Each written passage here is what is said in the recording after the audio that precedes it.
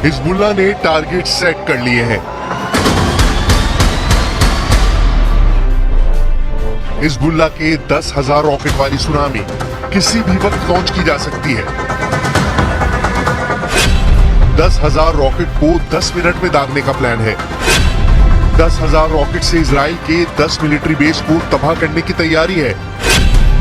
10,000 rocket से Israel को 10 साल का सदमा देना चाहता है हिजबुल्लाह।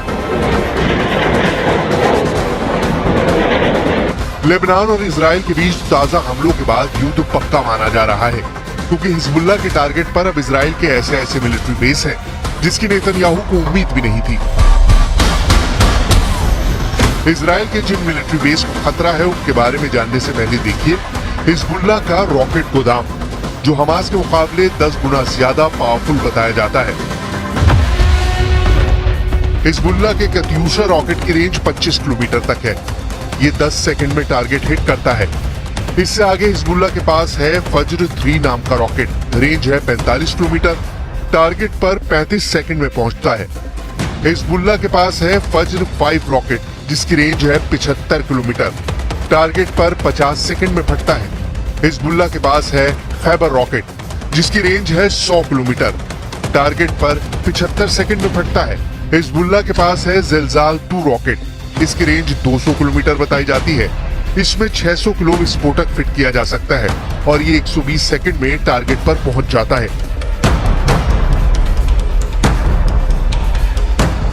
यानी हिजबुल्लाह का रॉकेट का गोदाम पूरे इजराइल को कवर करता है। इसमें इजराइल का हर शहर रेंज में है। इजराइल को डर है कि उसकी राजधानी तेल अवीव सबसे बड़ा टारगेट है। इसके अलावा हाइफा का बंदरगाह खतरे में है। अशदोद और एश्केलॉन भी हिजबुल्लाह की रेंज में है। बीरशेबा शहर को भी हिजबुल्लाह अपनी रॉकेट रेंज में कवर करता है।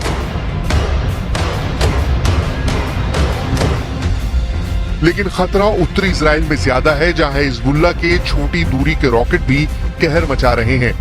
उत्तरी गोलान, दक्षिणी गोलान, ऊपरी गलील, निचली गलील, मध्य गलील, बीट शियान घाटी, ये कुछ ऐसे इलाके हैं जहां पर इजराइल ने हिजबुल्लाह के रॉकेट हमलों को देखते हुए बहुत सी पाबंदियां लगा दी हैं। इन इलाकों में इजराइल के जितने मिलिट्री बेस हैं, सब हिजबुल्लाह के निशाने पर हैं। Close, so we can't go in the water with the kids, but it's okay. It's so dangerous, so it's okay. We are happy to be in Tel Aviv. We feel okay. I'm not scared, but it's better to go to the beach, but it's okay. We are going to do something else. इस वक्त Lebanon और Israel के मौत वाले border पर Hezbollah का पूरा control नजर आ रहा है। हिजबुल्लाह वैसी ऐसी मिसाइल फायर कर रहा है जिसके आगे इजराइल के टैंक अपनी तोप रगड़ते हुए नजर आ रहे हैं। हिजबुल्लाह ने निकाली है 3 बहुत ही खतरनाक एंटी टैंक मिसाइल और मल्टी बैरल रॉकेट लॉन्चर। ये मिसाइल ईरान से सप्लाई की जाती रही हैं और ऐसी मिसाइलों का हिजबुल्लाह के पास बहुत बड़ा जखीरा है। रॉकेट हमलों के साथ साथ पिन पॉइंट अटैक के लिए हिजबुल्लाह एंटी टैंक मिसाइलों का इस्तेमाल कर रहा है। 3 तरह की इन एंटी टैंक गाइडेड मिसाइलों में पहली है कॉर्नेट, जिसकी रेंज 5 किलोमीटर तक है। ये रूस की मिसाइल है, लेकिन अब ईरान इसका देसी वर्जन दहलाविया तैयार कर चुका है और ऐसी बहुत सी मिसाइल अब हिजबुल्लाह के पास है। दूसरी है BGM-71-2 anti tank guided missile, range है 3.5 किलोमीटर। ये अमेरिका में बनी मिसाइल है, लेकिन अब इसकी नकल ईरान तैयार कर रहा है और उसने हिजबुल्लाह को सप्लाई की है। तीसरी है 85 कॉनकुर्स, रेंज 4 किलोमीटर। ये भी रूस ने बनाई है और अब ईरान में ये तोसान नाम से तैयार की जाती है। ऐसी मिसाइलों से हिजबुल्लाह लेबनान इजराइल बॉर्डर पर लगातार अटैक कर रहा है और इजराइल के सामने हालात ऐसे हैं कि उसे रिएक्शन का वक्त भी नहीं मिलता।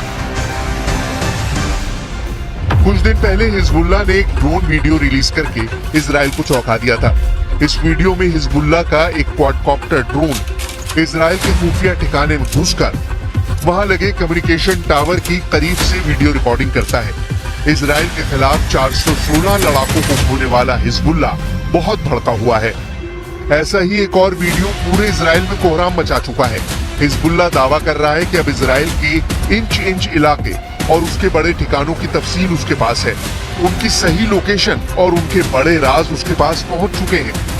नए ड्रोन वीडियो में हिजबुल्लाह ने दिखाया है कि उसका एक ड्रोन इजराइल के ऊपर उड़ रहा है। 10 मिनट की इस फुटेज में ड्रोन इजराइल के कई शहरों पर उड़ा है। जो ड्रोन इजराइल में घुसा वो कई खुफिया ठिकानों की तस्वीर खींचकर वापस लेबनान ले गया। इजराइल उसका कुछ भी नहीं बिगाड़ पाया।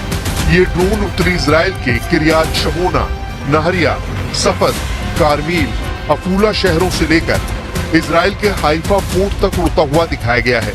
10 मिनट के वीडियो में हिजबुल्लाह ने दिखाया इजराइल का अंत। 10 मिनट के वीडियो में नसरल्लाह ने दिखाया अपना खुफिया मिशन। 10 मिनट के वीडियो में क्या हिजबुल्लाह ने खोज निकाला इजराइल का एटम बम। 10 मिनट के वीडियो में हिजबुल्लाह ने अपने सबसे बड़े दुश्मन को दिया 440 वोल्ट का झटका।